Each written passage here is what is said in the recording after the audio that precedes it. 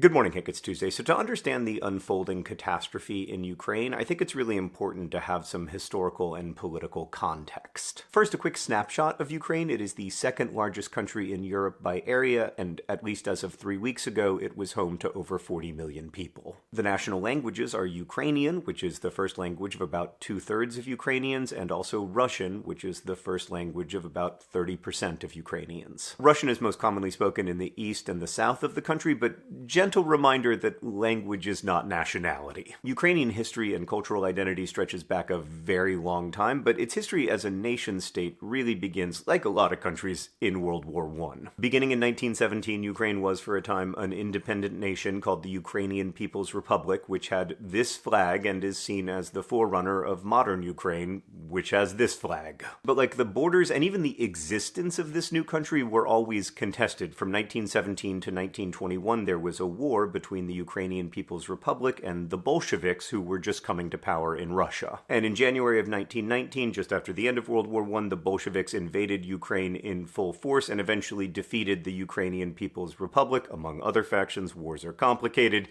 and Ukraine became one of the Soviet Socialist Republics of the new Union of Soviet Socialist Republics. One of the generals who led that Bolshevik invasion of Ukraine was Joseph Stalin, who cemented himself as leader of the Soviet Union in 1929. Stalin wanted to crush any Ukrainian independence movements, which for him also meant discouraging Ukrainian language and cultural identity through a variety of strategies, many of them horrific, but we're going to focus today on just two Stalin policies that continue to reverberate. First, the Holodomor, as it is known in Ukrainian. In 1932 and 1933, millions of Ukrainians starved to death because of Stalin's agricultural policies, wherein food was taken from Ukrainian homes and Ukrainian fields and sent elsewhere in the Soviet Union, especially to industrial centers. This period is sometimes known in English as the Terror Famine, to emphasize that it was not the result of blight or weather, but of human choice. So to be clear, the Stalin regime knew what it was doing. These policies were designed to punish Ukrainian peasant farmers who were seen to be resistant to Stalin's ideal of the Soviet Union. It is hard to overstate the horrors of the Holodomor. Perhaps 1 out of every 8 Ukrainians died in a 2-year period. Another Stalin-era policy that continues to reverberate was forced deportation. So because Stalin wanted to discourage independence movements, he forcibly moved millions of people. Almost the entire indigenous population of Tatar people were forcibly deported from their home in the Crimean Peninsula. Many Ukrainians were forced to leave Ukraine, including for prison camps in Siberia,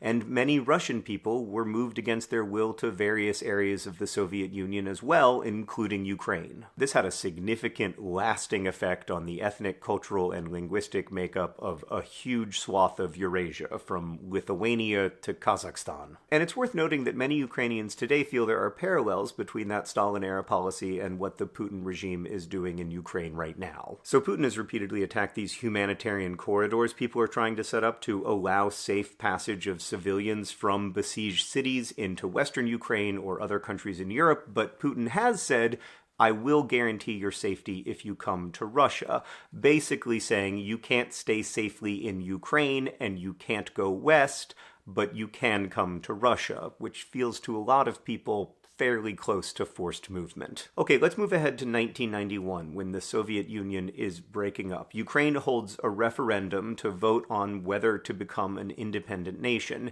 and 92% of people vote for independence. In every region of Ukraine, a majority of people vote for independence. And as a result, for the last 30 years, Ukraine has been a globally recognized independent nation. Now, it has not always gone great, as I explored in my previous video about Ukraine, but also independence is complicated in a global world, especially when the name of your country literally means borderlands, as Ukraine does. Partly due to cultural and historical connections, like millions of Ukrainian people have family in Russia, and partly because of economic necessity, Ukraine has had to maintain somewhat close ties with Russia while also trying to remain, a country. Economically, Ukraine has been in a complicated relationship with Russia for the same reason the rest of Europe has been, which is that Russia has a lot of oil and natural gas. Like, fossil fuels amounted to about 60% of Russia's exports in 2019. That figure is similar to, like, Iran or the UAE. And Ukraine has been very reliant on imports of Russian energy sources, not least because at times those imports have been heavily subsidized by Russia to try to curry favor and influence in Ukraine. But here's where we arrive at the crux of the matter. For a country like Ukraine, it is really difficult to have a good relationship with Russia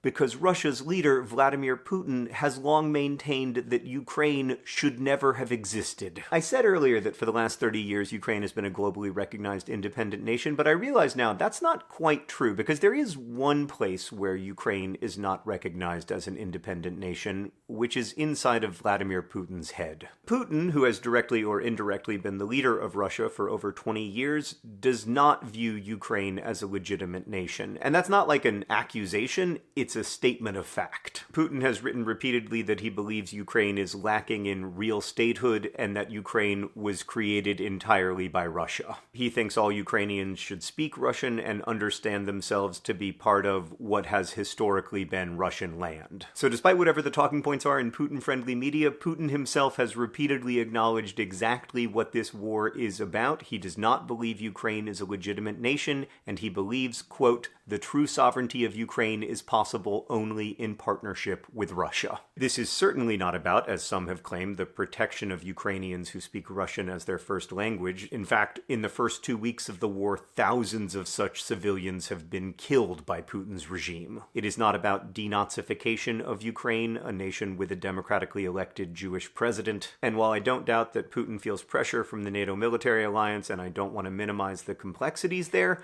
I simply don't think it makes Russia more safe to have Russian soldiers closer to NATO missiles. Again, this is primarily about what Putin has said it is about. He believes that when the borders of Ukraine were drawn, Russia was robbed. And he is seeking to rectify that perceived injustice through violence, including the mass killing of civilians and the destruction of infrastructure that serves them. I mean, just before the invasion, Putin addressed Ukraine by saying, "Whether you like it or not, take it, my darling," which was widely recognized to be a quote from a song about sexually assaulting a corpse. Vladimir Putin told the world what he was going to do, and now he is doing it. I made a video about Ukraine 8 years ago that ended, "The arc of history is long. Let's hope it bends toward peace."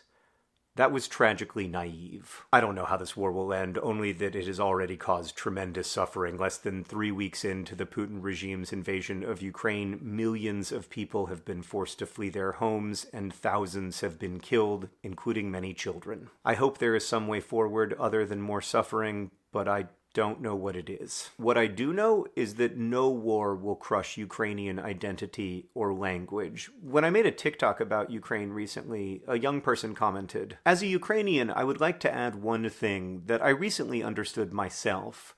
Ukraine became Ukraine by never giving up on fighting for its freedom." And that's a good reminder that this war is not about East versus West or whatever. It is about the right of Ukraine and its people to exist in freedom and independence. Putin doesn't believe Ukraine has that right, but he is mistaken. Ukraine doesn't need to be a Russia-friendly country or a Europe-friendly country. It should be able to be its own country, to make its own choices, secure in the knowledge that its borders and sovereignty are protected. I believe that day will come, but I fear for every day until it does.